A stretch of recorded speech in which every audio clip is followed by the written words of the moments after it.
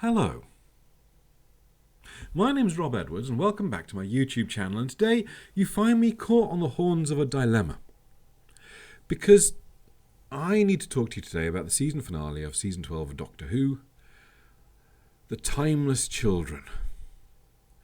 And right now I have seen the episode twice and I still can't quite form my own opinion yet. So today's review is going to be more of a sort of talking therapy thing, whereas I describe to you what I thought of the episode as we go, and I'm going to try and come to some sort of conclusion by the end. I'm going to give you my overall impression of the episode, such as it is. I'm going to talk about the things which really worked for me, and the things which didn't quite land. My overall impression of this episode, as I say, is a bit in flux still. If you take this episode outside of Doctor Who continuity, from everything, even before this season, if you take it just in isolation, just this kind of one episode here, there is an awful lot that I actually really like in this episode. I thought Sacha Dhawan's performance as the Master was phenomenal. Hugely inconsistent, but that was kind of the point. He was all over the place, and that's what he was going for. I thought some of the effects were amazing. I thought some of the ideas were astonishing. Now, I use that word quite carefully because I'm not going to say some of these ideas were wonderful and some of these ideas were terrible, because that's part of what this talking therapy is about. But they're creative, certainly. Do I like them? You're less certain. Jodie's performance was interesting to watch, actually, this episode. She spent quite a lot of this episode subdued. And actually, while she was being subdued, I thought her performance was pretty darn impressive. It's later in the episode when she starts to kind of come back to herself. When we start seeing the Doctor being kind of wacky and zany and talking to herself, that I'm reminded that Jodie's performance is a bit checkered. That there are moments where she is amazing, and there are episodes where that is entirely on show. And then there are other episodes where she's just not talking to me. And we got both this episode. We got a bit of both. So a bit of a mixed bag there. As for the companions, we didn't get a lot of them. I thought the one scene between Yaz and Graham was very strong, but I'm not sure it necessarily works in the context of the rest of the show. Ryan we didn't get much of at all, and the guest cast were fairly disposable, generally. And that's about as much as I can say, and I worry slightly I've said spoilers already in there, but let's talk spoilers. I have to talk spoilers. So, there are sort of four strands to this episode. There is the team on the ship, the team on the planet, the Doctor and the Master and all the revelations there, and the finale, the sort of the denouement of the episode. And I want to talk about those four elements separate from each other because I have things to say about all of them. Let us start with the team on the ship. From the cliffhanger last episode, what happens? Well, they jump in an air duct and run away. Interesting that the cyber ship has air ducts which the humans can crawl through, but the Cybermen can't. I mean, that seemed bad design, right? But that aside, we lose one of the random guest cast. Inevitable, kind of. We then have Graham and Yaz and two last humans running around in the cyber ship, and they come up with the most stupid plan ever. And the most stupid plan ever. I regret calling that because it came from Graham, and Graham is my favourite character. But this was the silliest thing anyone has ever attempted. I don't want to get caught up in the practicalities of this thing, but just simply, where did they put the innards of the Cybermen that Ashad couldn't stumble across them? How did they manage to rig it so that the Cybermen suits looked normal, despite having people of different sizes, shapes, and postures hidden in them? How did all of the practicalities of this plan do not work? They just don't. But there's a great moment when they're in the suits, and Ashad is looking at them and trying to determine what's going on, and that also doesn't work from a practical point of view because we've already established they have sort of human life sign sensors.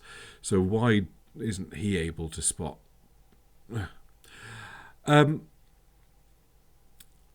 We do have one good moment in this strand with this group.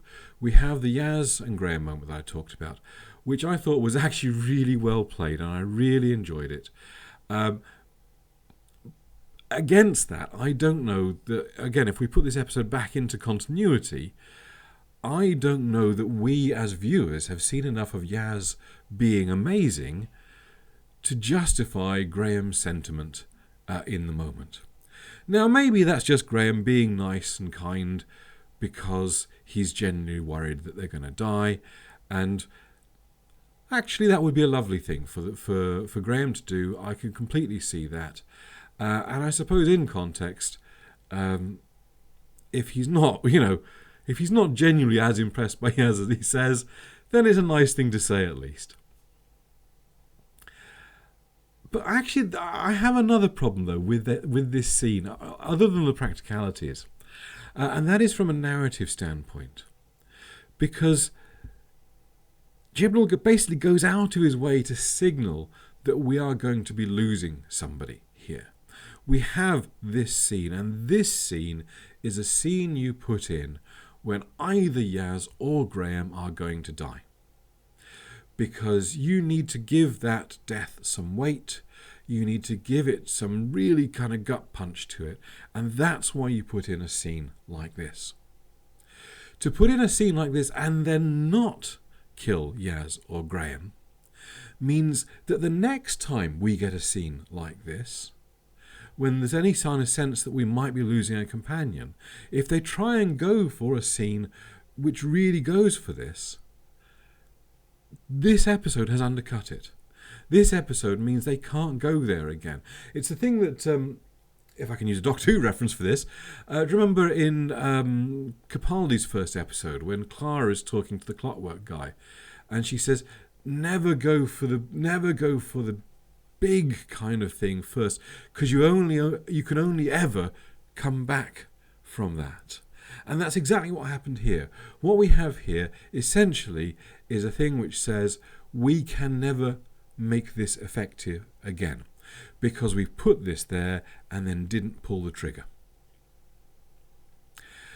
What I would have loved to have seen is for this plan to backfire, for them to get stuck in the cyber suits and then, having willingly put themselves into this situation, have one of the guest cast, probably not Yaz or Graham, although it would have been stronger with Yaz or Graham, find that there is still some cyber tech within the armour that gets activated perhaps by Ashad,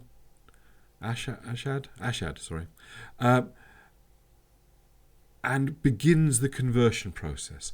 I mean, the horror of that, having put yourself into this suit, having thought you were safe and then realised you've put yourself into the most dangerous place imaginable. I mean, that would be horrific and a really, really strong moment in the episode, which we didn't get. Then if we go to the planet, if we go to the planet and we see Ryan and some disposables, running around fighting Cybermen, and that was quite jolly and quite fun. We have a call back to Ryan and his basketball skills, which, I mean, that was a long throw. I forget accuracy and Ryan's dyspraxia and all this, but that thing looked heavy, and those Cybermen looked a long way away, and I don't understand how he threw it that distance. It would be fine if the bomb had some sort of self-propelling jet thing in it, but we didn't see that. We saw him, and then not half a mile, but a long way away, the heavy metal ball lands right at the feet of the Cybermen. It was an impressive and unlikely throw. The general character, was it Koshamus? Because his name was the same as everyone thought the planet was. Interesting character. I quite liked him. Again, there's another character who's in two halves, really. Up until the finale bit, I actually quite liked his character. He's kind of wacky and running around and being inspiring and blowing things up and enjoying explosives. I did... When I was thinking about kind of the crazy side of things that we could have appearing in this episode, I did, just for one fleeting heartbeat of a moment, wonder if the General Koshamas could actually have been a regeneration of Ace. Because there was Ace, the Seventh Doctor companion, because there was talk a long time ago that the original plan for Ace was to leave the Doctor and go and join the Time Lord Academy and train to be a Time Lord, and maybe she could have then been imbued with the power which lets them regenerate, and I thought there was quite an Ace vibe coming from the General. Of course that wasn't the case. Of course that would have been absolutely insane, but I'm not sure it would have been any less insane than anything else we got this episode. So let us talk about the Doctor and the Master in the Panopticon, in the Matrix, and the revelation that the Doctor is the timeless child. Two things that I absolutely hate. We got a name for the explorer who found the timeless child, and we got a name for the race that became eventually the Time Lords. Tecteun was, it was an alright name. I'd rather we hadn't got a name for her. I'd rather she had remained nameless in the episode, because I want there to be... If you name something, you define it. If you define it, you make it smaller. There is... I'd just rather that we hadn't had a name for Tecteun. And as for the Time Lords originally being called the Shobolobolobs, or whatever they were called, I didn't quite catch it. I really hate that. It's not even a good name. It wouldn't bother me so much if the name was a fun name, but it was just a bad, generic, sci-fi, putting random syllables together kind of name, and I did not like it. I wish they'd just be called the Gallifreyans. Really, I really do. Hated that. How do I feel about the Doctor being an unknown, immortal being from beyond this dimension?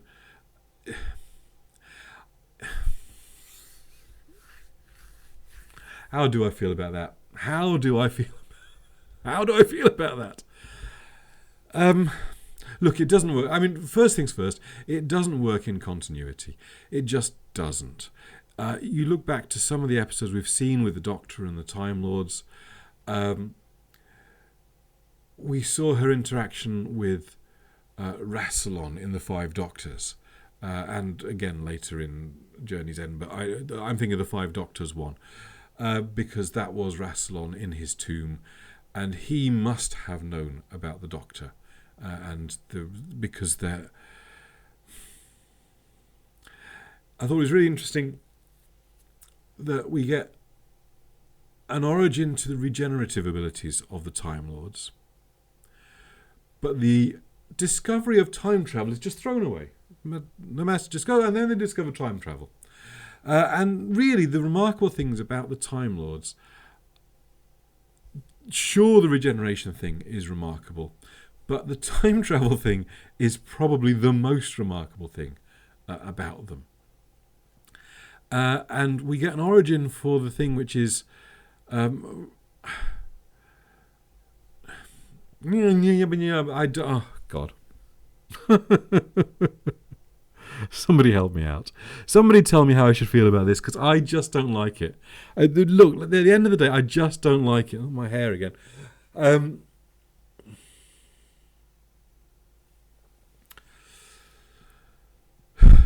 Things that from it we get things that we get from it which are quite interesting. One, the Doctor suddenly has a mysterious past again, because where does she come from? She doesn't come from Gallifrey. She is different. She is beyond. She comes from somewhere else. That means there is another race out there, presumably, who have the ability to regenerate. That's interesting. You could do something with that.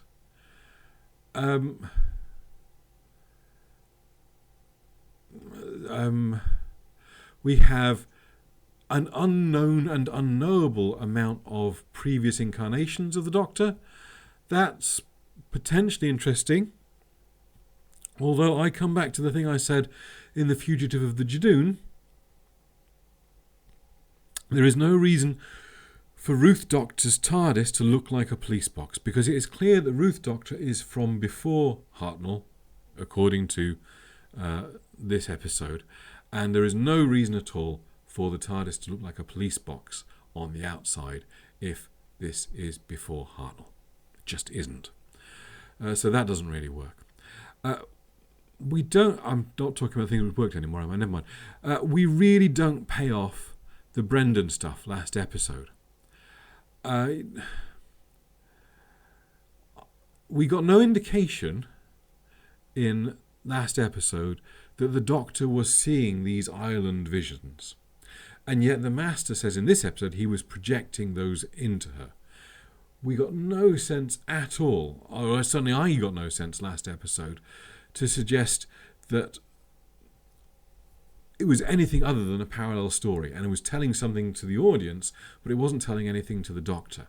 So the idea that the Doctor was seeing these things during last episode does not make any sense.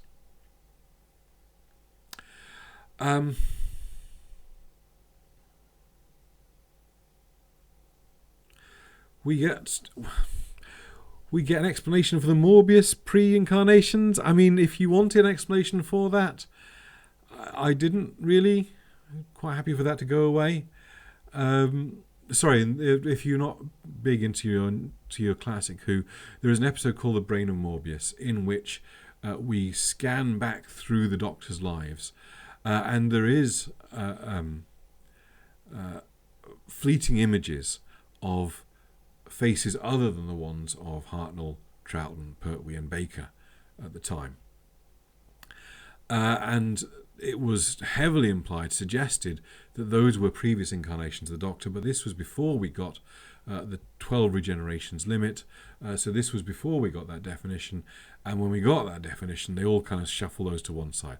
Now what they're saying in this episode is they shouldn't have shuffled them to one side, that they were previous incarnations of the Doctor, because we saw a flashback to that when Jodie's doing her and getting the theme tune in her head. We see those again, so that kind of re-establishes they were part of that, and it's sort of nice. I mean, no one was really looking for it. No one was really looking for that explanation for pre-Hartnell Doctors, but we got one, so that's something. On one level, it makes no difference. On the level of, as Ruth Doctor says, when has the Doctor defined themselves by their past? We get the Doctor in the now, always. And in terms of who the Doctor is in the show, that we know, it makes no difference until they decide it does. until they bring something else back from this redacted period of the Doctor's history. Which I guess they're going to do because, why are the Judoon after the Doctor? That must be something from a hidden past, right? Maybe. Oh, lordy. Okay, so that's the three elements. Let's talk about the denouement. Let's talk about the end, because I've talked a lot. Just looked at the timestamp on this video. This is going to be an epic, isn't it? Okay, let me be really quick, because I've really talked enough, and I don't want to hang about any longer, really. This video is long enough. No one's going to watch it. There are just elements here which just don't work for me. They threw away the lone Cyberman. I loved that character. I thought he was really strong, really powerful, really interesting. And for the Master just to go blip, dealt with, just doesn't make any sense to me. Just throws away such a cool character for nothing. We get the General rushing in at the last minute to take over from the Doctor, while all the Cybermen and the Master... the Masters must have been sat there thinking, oh, the only way the Doctor can get out of this now is for someone to come along and sacrifice themselves in her place. Oh, look, someone else has just come along. Perhaps I should let them have a conversation before I do anything about that. No, the Master should have said, oi, Time Lord Cyberman, shoot. And on the subject of the Time Lord Cybermen, I actually really like the visuals. I thought they looked really cool. But when the Time Lord regenerated, if the Time Lord was dead, the Master said he'd killed them all and kept the bodies cold enough to be used. And this is a thing which has bugged me about Cybermen this season, really, and perhaps a little bit beyond. We seem to have moved away from the idea that the Cybermen take living bodies and convert them. It seems to me like now they're taking meat and converting it, because they were all set to kill Ethan. They did kill, I've forgotten the girl's name in the opening section there, and then they were all kind of, we've got to go back and get her because she was deathly afraid of being captured by the Cybermen and being converted. Well, if she's been killed and we're still saying she can be converted,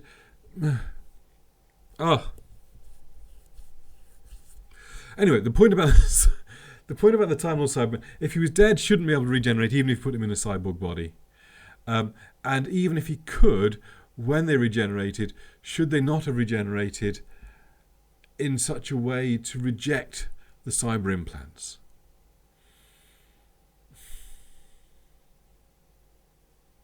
Shouldn't they? No, never mind. Moving on. A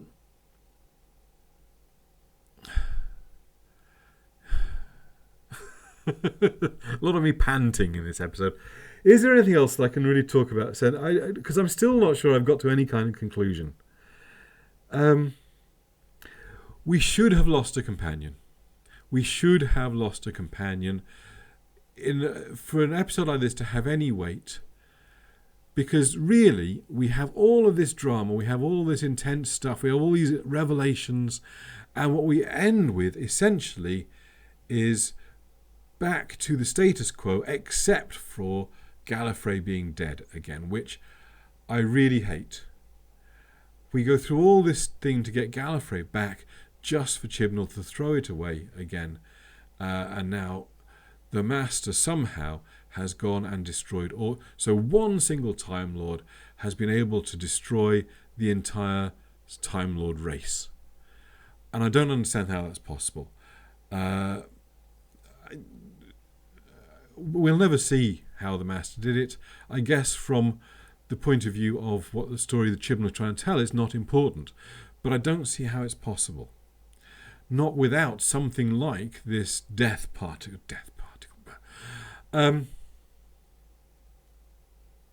Yeah. So my talking therapy, I'm going to wind it up now because wow, this is a huge episode. I'm going to try and edit this a bit.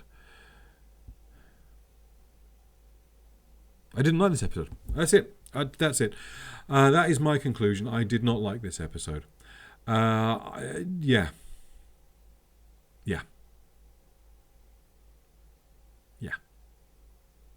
Okay, well that's it from me. Join me next week. I'm going to do a ranking of episodes. I think or at least an overview of this season, just generally how I felt about this season as a whole. So catch me next week, and I will do an episode about that, probably on Tuesday next week, rather than on Monday. But I will do an episode of that. If you want to see that, please do subscribe. If you've managed to make it this end, you are this far into the episode, you are my hero. Thank you for watching. If you want to see more from me, and blimey, more Doctor Who stuff there, more writing stuff there, and a subscribe button. I'll catch you next time. Cheers.